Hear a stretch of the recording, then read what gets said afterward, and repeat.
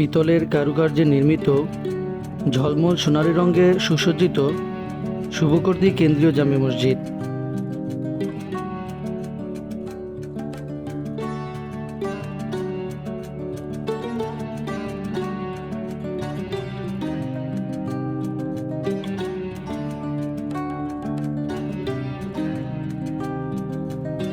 পিতল দিয়ে মসজিদটি এমনভাবে কারুকার্য করা হয়েছে, মনে হবে যেন পুরো মসজিদটি স্বর্ণ দিয়ে আচ্ছাদিত। যেদিকেই তাকাই মনে হয় পুরো মসজিদটি যেন স্বর্ণে সুসজ্জিত। যদিও এই মসজিদটি পুনর্নির্মাণ, পূর্বে যে মসজিদটি ছিল তা বহু পুরাতন ও মুসল্লিদের জায়গা না হওয়ায়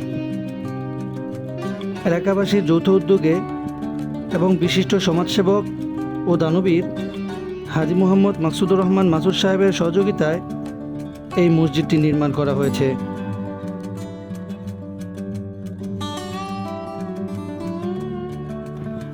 জানা যায় এই বিশাল মসজিদটি নির্মাণ করতে ব্যয় হয়েছে প্রায় 2.5 থেকে 3 কোটি টাকা। মসজিদটির সামনের অংশে রয়েছে কাঠের তৈরি দৃষ্টিনন্দন বিশাল আকার মিম্বার,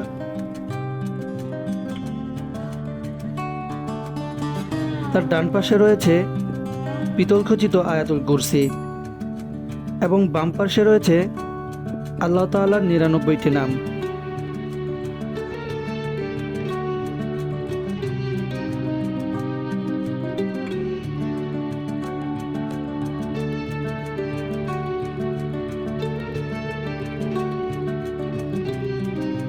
উপরে ওঠার জন্য রয়েছে একটি গোলাকার সিঁড়ি, যা মসজিদটির সৌন্দর্য আরও বৃদ্ধি করেছে। মসজিদটির প্রধান ফটকের সামনেই রয়েছে প্রিয় নবী সাল্লাল্লাহু আলাইহি ওয়াসাল্লামের বিদায় হজের বাণী। এই মসজিদটির বাম পাশে রয়েছে একটি বিশালাকার খেলার মাঠ এবং পূর্ব পাশে রয়েছে একটি সরকারি প্রাথমিক বিদ্যালয়।